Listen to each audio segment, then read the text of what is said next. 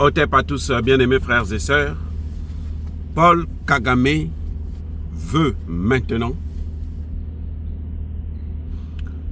avoir le même deal qu'il a eu avec les Américains, et plutôt les Anglais. Il veut avoir le même avec les Américains.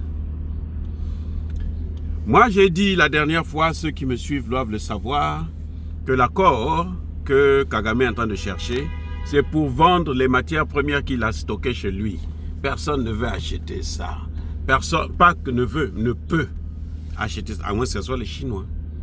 Personne ne peut.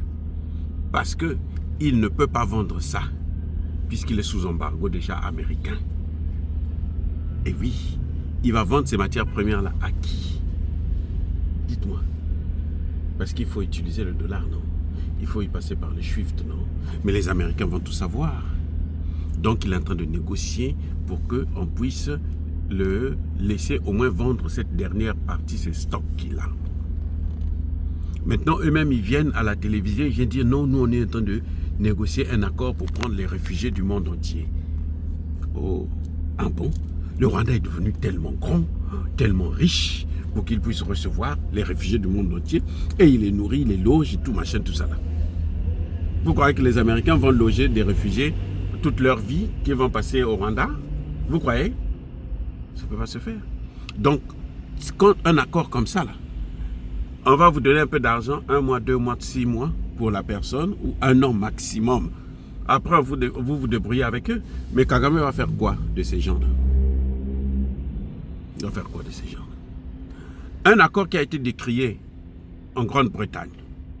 Le gouvernement Starmer, on peut dire tout ce qu'il est, tout ce qu'on veut de ce gouvernement, mais ce gouvernement est venu dire non, cet accord-là ne passera pas. L'Indien là qui voulait faire passer ça, heureusement qu'il est parti très tôt, et l'accord n'est pas passé. Cet accord-là, ce n'est pas un accord juste. Attendez, les amis, pour ceux qui ne vivent pas ici, aux États-Unis ou en Europe, hein, vous allez dans ces pays-là, Canada, États-Unis, France, Belgique, machin, vous allez voir partout là, plein de Rwandais. Non, attendez, non, attendez, on va reprendre. Pour ceux qui ne vivent pas dans ces pays-là, demandez à ceux qui vivent dans ces pays, vous allez voir plein de Rwandais.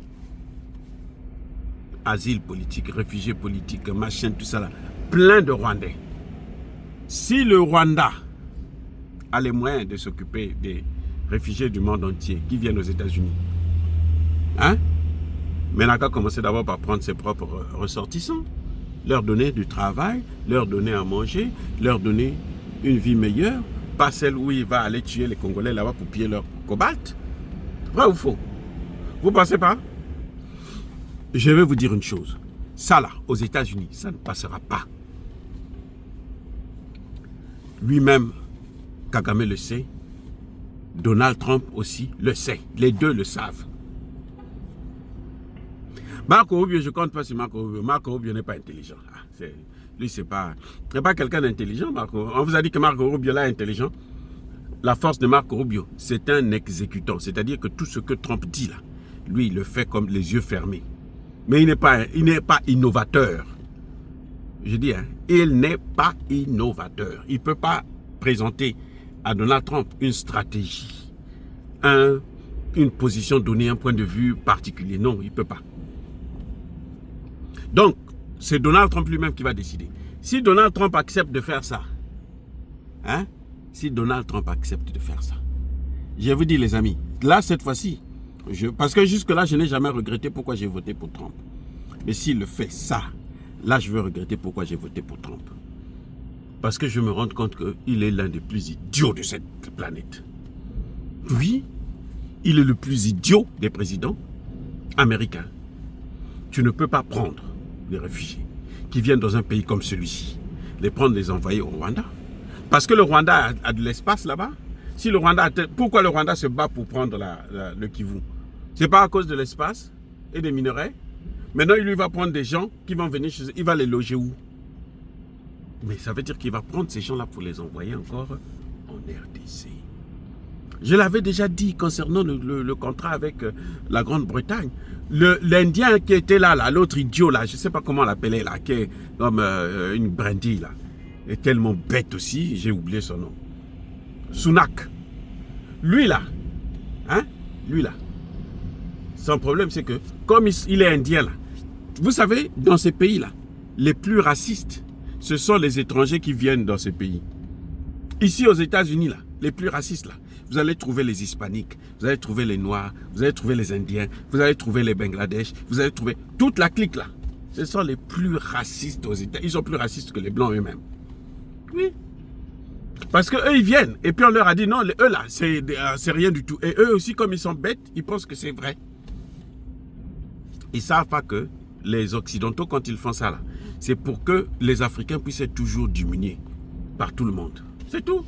Parce que si les Africains s'en sortent, là, eux, tous ces pays-là, vont descendre. Si nous montons, eux, ils vont descendre. Ce n'est pas comme la Chine en train de monter et puis eux, ils résistent encore. Dès que l'Afrique va monter, eux, ils vont descendre automatiquement. C'est clair, c'est net. Bref, vous voyez, les amis, cet accord ne peut pas avoir lieu. Cet accord ne peut pas avoir lieu parce que la situation, elle est particulière. Vous voyez, on ne peut pas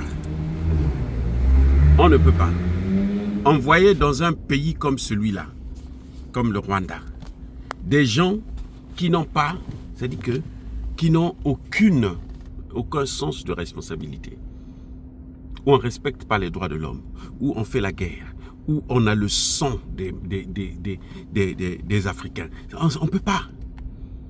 Trump fait ça, c'est un crime. Mais Dieu merci, vous savez quoi? Les parlementaires américains ont déjà écrit à Trump pour lui dire que cette affaire-là, oubliez même ça.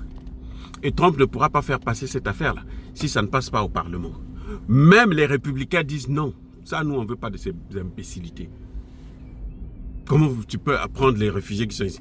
Renvoie-les dans leur propre pays, ok. Mais pas les envoyer au Rwanda. Parce que le Rwanda, c'est qui? Le Rwanda qui veut les prendre là, il est qui?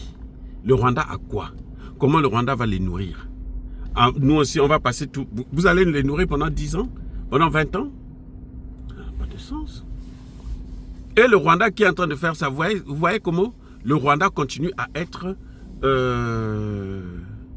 comment on est, la porte d'entrée des Occidentaux pour la destruction de l'Afrique. Le Rwanda. Ça veut dire que le Rwanda est fait pour ça seulement.